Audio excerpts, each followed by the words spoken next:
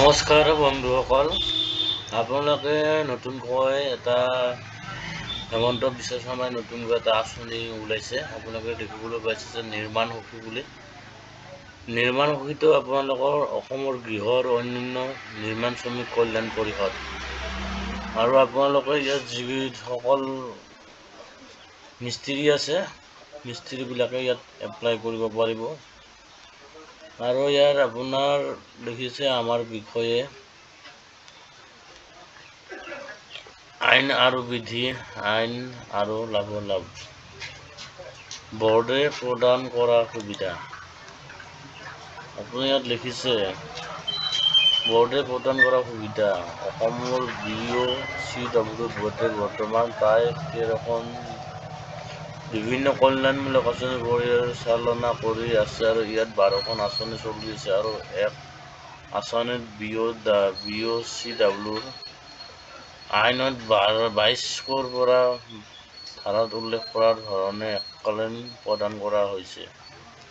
আপোনালোকে সুবিধাবিলাক পাব। বৰ্ডে প্ৰদান কৰা সুবিধাসমূহ ABOCWWBৰ দ্বাৰা প্ৰদান কৰা সুবিধাসমূহ। তাৰপৰা ID নম্বৰ থাকে এটা মিস্ত্ৰীবিলাকৰ সুবিধাৰ বিশেষ লিখা আছে। যোগ্যতাৰ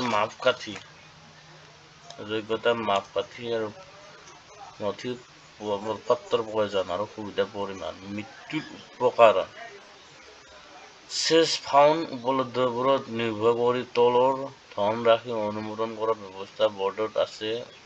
150 টকা অৰ্থাৎ 50,000।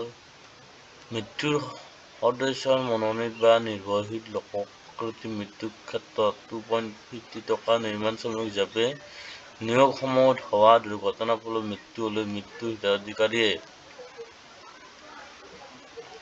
মনোনীত নিৰ্ভৰশীল 3 লাখ টকা দিব আৰু প্ৰয়োজনীয় পিছত তৎক্ষণাত উপলব্ধ প্ৰয়োজনীয় নথিপত্ৰসমূহ আবেদনকাৰীৰ পত্ৰ সঠিকভাৱে সকলো প্ৰয়োজনৰ স্বাক্ষৰেৰে পূৰণ কৰক আৰু চিল কৰক।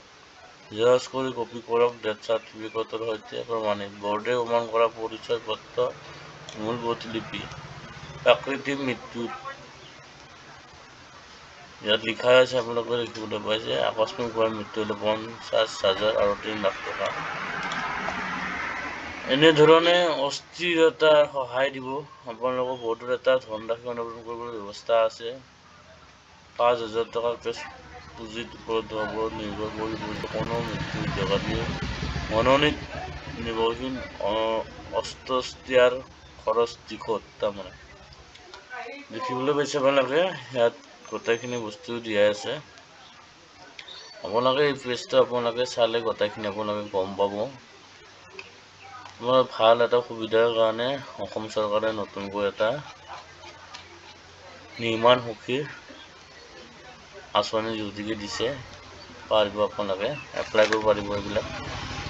আৰু ইয়াত আপোনাৰ নতুনকৈ পঞ্জীয়ন কৰিব পাৰিব আৰু অৰ্বদিন পঞ্জীয়ন, সদস্য নৱীকৰণ, অজৰ আপত্তি পঞ্জীয়ন, ইণ্ডেক্স আৰু MIS আৰু আপোনালোকে যাই আপুনি PFCত কৰিব পাৰে গোটেই বস্তুখিনি।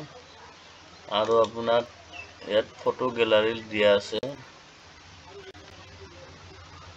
যে আমাৰ হিমন্ত বিশ্ব শৰ্মাই যিখন আঁচনি মুকলি কৰি শ্ৰমিক কল্যাণ দিৱসত এইবিলাক ফটো দেখা দিছে আৰু যোগাযোগ কৰিব পাৰে। আপুনি কিবা সুবিধা পালে আমাৰ সৈতে যোগাযোগ কৰক লিখাই আছে। কাৰ্যালয় ঠিকনা অসম বিল্ডিং আৰু অন্যান্য নিৰ্মাণ শ্ৰমিক কল্যাণ বৰ্ড, শ্ৰমিক কল্যাণ বিভাগত, অসম চৰকাৰৰ গোপীনাথ নগৰ, গুৱাহাটী 780016 আৰু আপুনি মেইল কৰিব পাৰে। ইয়াত আমাৰ হেল্প সমৰ্থ আপোনালোকে ইয়াত নম্বৰ দি আছে। ইয়াত কল কৰি কিবা অসুবিধা পালে আপুনি ইয়াত কল কৰিব পাৰিব। আপোনাৰ 8 বজাৰ পৰা দিনৰ 8 বজাৰ পৰা ৰাতি 8 বজালৈ মাজত সপ্তাহ এইখিনি আপোনালোকে পঢ়ি চাব, গোটেইখিনি দিয়া আছে। আৰু নিৰ্মাণ সখী আঁচনিটো আপোনালোকে এইটো নিৰ্মাণ শ্ৰমিক কল্যাণ বিভাগ এটা আছে, তাত গৈ আপোনালোকে এই কথাসমূহ আপোনালোকে ভাল ধৰণে সুধি ল'ব পাৰিব। যিহেতুকে এতিয়া নতুনকৈ মুকলি কৰিছে বস্তুটো, আপোনালোকে গম পাইছে চাগে।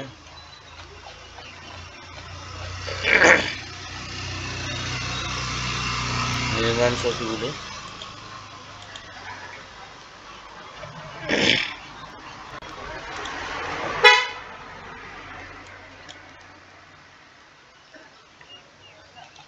আপোনালোকে এপ্লাই কৰিব পাৰিব। ইয়াত নিউ ৰেজিষ্ট্ৰেশ্যন কৰি দিলে হ'ল।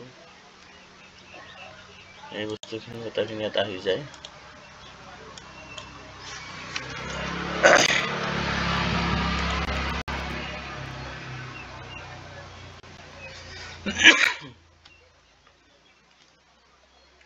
নতুন পঞ্জীয়ন কৰিব। প্ৰয়োজনীয় অসম বিল্ডিং আৰু অন্যান্য নিৰ্মাণ শ্ৰমিক পঞ্জীয়নৰ মাপকাঠি। নিৰ্মাণ শ্ৰমিকৰ বয়স 18 বছৰৰ পৰা 55 বছৰৰ ভিতৰত হ'ব লাগিব। যোৱা 12 মাহৰ নিৰ্মাণ সম্পৰ্কীয় কাম কমেও 90 দিনৰ নিযুত হ'ব লাগিব। আৰু আধাৰৰ সৈতে সংযোগ মোবাইল নম্বৰৰ সৈতে আধাৰ নম্বৰ থাকিব লাগিব। শ্ৰম পঞ্জীয়ন হ'ব লাগিব। শ্ৰমিক কাৰ্ডখন আপোনালোকৰ থাকিব লাগিব। আপোনালোকে গম পায় শ্ৰমিক কাৰ্ডখন। আৰু অন্যান্য ৰাজ্যৰ শ্ৰমিকৰ বৰ্তমান ঠিকনা কৰ্মস্থান অসমতে থাকিব লাগিব। আৰু পঞ্জীয়নৰ বাবে প্ৰয়োজনীয় নথিপত্ৰ ঠিকনাৰ প্ৰমাণ উপগত পোষ্টাৰ কৰা যদি আধাৰ স্থায়ী ঠিকনাৰ পৰা পৃথক driving licence, voter ID card, ration card, bank passbook, 90 দিনৰ কৰ্ম অভিজ্ঞতা প্ৰমাণপত্ৰ লাগিব। আৰু আধাৰ লিংক কৰা বেংক পাছবুক লাগিব। 90 দিনৰ কৰ্ম অভিজ্ঞতা প্ৰমাণপত্ৰ কৰাৰ ফৰ্মেট প্লেটফৰ্ম অনুসৰি আপুনি ডাউনলোড কৰা এটা অপশ্যন দিছে, আপুনি ডাউনলোড কৰি ল'ব।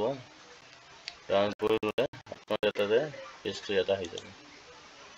এইটো 90 দিনৰ আপোনাৰ চাৰ্টিফিকেটখন গোটেইখিনি বস্তু ইয়াত ফিল আপ কৰিব লাগিব। গোটেইখিনি আছে, ফিল আপ কৰি আপলোড কৰিব লাগিব। আৰু ইয়াত লিখা আছে শ্ৰম আইডি কাৰ্ড আধাৰৰ কাৰ্ডৰ শুদ্ধ আইডি নম্বৰ দিয়াৰ বাবে আপলোড কৰাৰ বাবে নহয়। আৰু আধাৰ কাৰ্ড যিবোৰ contact ID number is from not updating. আপুনি ইয়াত পঞ্জীয়ন কৰি ল'লে হ'ল। তাৰ মোবাইল নম্বৰটো ইয়াত দি দিলে হ'ল। নিউ ৰেজিষ্ট্ৰেশ্যন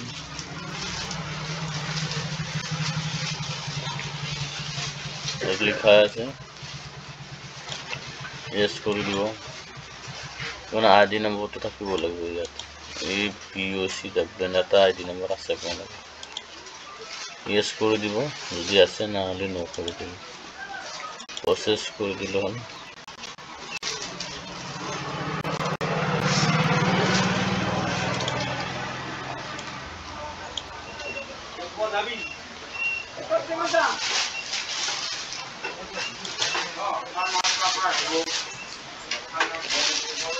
এতিয়া লাহে লাহে বস্তুখিনি আপোনালোকৰ শ্ল' আছে, অলপ ডাউন হৈ আছে। সম্পূৰ্ণ খোলা দিলে আপোনালোকে কৰিব পাৰিব। Thank U.